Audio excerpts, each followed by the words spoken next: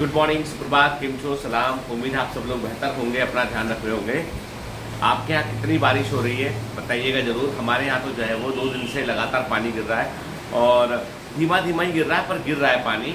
और मुंबई में जो है, मैं आपको बता दूं कि मैंने पहले भी अपने कहा है कि मुझे तो मुंबई को जब देखता हूं तो मुझे फिर बाकी इंडिया के दूसरे एरिया के बारे में सोचने पर मजबूर होना पड़ता है। यहाँ पर सड़कों पर भी गड्ढे नहीं हुए, मतलब जो बोलते हैं ना कि पोथोल बोलते हैं, पोथोल नहीं हुए, यहाँ पर क्रेटर बन गए।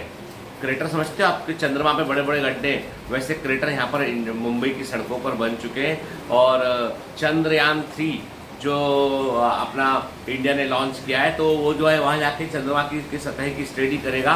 तो मैं आग्रह करूँगा कि एक आध कोई यान जो है वो मुंबई की सड़कों पर ही स्टडी करने के लिए छोड़ दे कम से कम। खैर, ये हालत है मुंबई की सड़कों की। बाकी दूसरी टायर 1 सिटीज़, दूसरी टायर 2 सिटीज़ के बारे में हम कुछ नहीं कह सकते। मैं हमेशा इस मुद्दे को इसलिए प्रायोरिटी पर उठाता हूँ क्योंकि कारण ये सरकार का काम हमारे लिए क्या है, गवर्नमेंट का काम हमारे लिए है सड़कें, पानी, सुरक्षा, ठीक है, ये सब मुहैया कराना, ठीक है। मतलब these are the public services जो सरकार को एक आम नागरिक को देना चाहिए, इस पर आम नागरिक का हक होता है। जैसे आप जब कोई भी वाहन खरीदते हो ना, तो आप रोड टैक्स भरते हो, वाहन खरीदते हो तो आप एक रोड टैक्स भरते हो, कहीं से निकलते हो आप टोल टैक्स भरते हो। आप तो इतने सारे टैक्स भरने के बावजूद यदि आपकी सड़कों पर बड़े बड़े गड्ढे हैं तो ये गवर्नमेंट का फेलियर है। चाहे कोई गवर्नमेंट हो, ये गवर्नमेंट का बड़ा फेलियर है। सड़कों पर बड़े गड्ढे होना जो है वो अच्छी बात नहीं है, क्योंकि मैंने कई दूसरे देश देखे हैं, बल्कि हमसे छोटे छोटे मुल्क जो है, जैसे हम थाईलैंड की बात करें, मलेशिया की बात करें, हम तुर्की की बात करें, वहाँ सड़कों पर गड्ढे नहीं लिखेंगे आपको। वहाँ पर मतलब ये कि, और यूरोप को छोड़ दो आप, यूरोप के यूएसए के अंदर भी आपको रोड देखोगे तो एकदम स्ट्रिक्ट, एकदम। मैं खुद यूएसए काफ़ी लंबा रह के आया हूँ, तो मैंने देखा लंबे लंबे जो है वो एकदम रोड है वहाँ पर। मतलब ऐसा नहीं कि आप एक टर्न भूले ना तो यूएसए में आपको 10-12 किलोमीटर के बाद में यू टर्न लेने मिलेगा आपको। हर कहीं से नहीं निकल सकता। आपकी लेन बनी हुई है कि 80 की स्पीड में चलना है तो 80 की स्पीड में उस लेन में चलना ही चलना है। स्लो चलना है तो लेन चेंज करो, फास्ट चलना है तो लेन चेंज करो। तो एकदम बिल्कुल नियम अनुसार चीज़ें चलती हैं। खैर,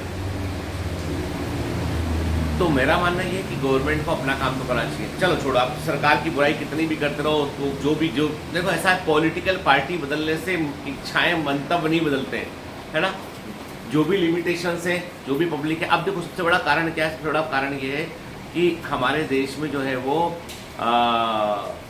लोगों को पढ़ा लिखा कर स्वरोजगारी बनाने पर, या हम बोलें कि जॉब की अपॉर्चुनिटी क्रिएट करने पर गवर्नमेंट को ध्यान देना होगा, ठीक है। जैसे चाइना ने क्या किया, चाइना ने दुनिया भर का एक्सपोर्ट हब बन गया।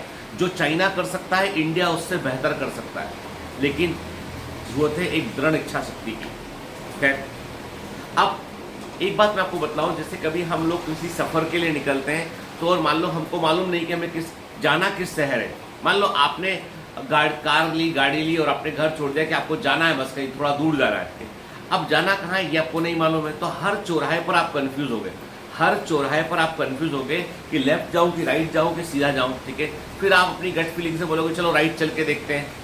राइट गए, फिर यहाँ से लेफ्ट ले लिए, ठीक है। मतलब ये कि आपका निर्णय जो होगा ना, वो बिल्कुल हर चौराहे पर आप सोचने पड़ जाओगे कि यदि मेरे पास में कोई मंजिल नहीं है तो मैं किस चौराहे से कहाँ जाऊँ। ये जो है वो आपको हर बार चीज़ कन्फ्यूज़ करती रहेगी आपको। लेकिन यदि आपके दिमाग में एकदम क्लैरिटी है कि मुझे इंदौर से जो है भोपाल जाना है, मुंबई से मुझे पुणे जाना है, आपके दिमाग में जब क्लैरिटी मुझे जाना है इस जगह पर है, तो चाहे कितने ही चौराहे क्यों ना आ जाए, आप उस चौराहे पर साइन बोर्ड पढ़ेंगे और आप उसी दिशा में आगे बढ़ जाएंगे जहाँ पर आपकी मंजिल है, ठीक है। मतलब ये है कि जो लोग अपने लक्ष्य को तय कर लेते हैं कि मुझे ये करना है, तो वो बार बार कंफ्यूज नहीं करते। जैसे मैं देखता हूँ कई सारे बच्चे जो नीट की तैयारी कर रहे हैं, वो यूपीएससी को लेके कंफ्यूज है, वो स्टेट पीएससी को लेके कंफ्यूज है, वो 10 एग्जाम के फॉर्म और देख रहे होते हैं, 10 दूसरे विकल्प ढूंढ रहे होते हैं। 10 दूसरे विकल्प ढूंढने का मतलब है 10 चौराहों पर खड़े होकर सोचना।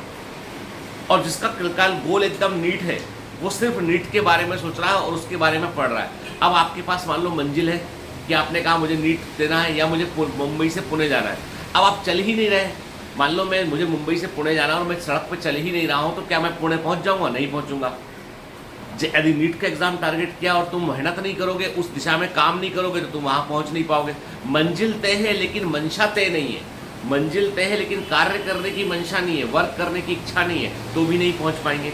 तो मतलब सही मंजिल का चुनना और लगातार चलते रहना दोनों जरूरी है।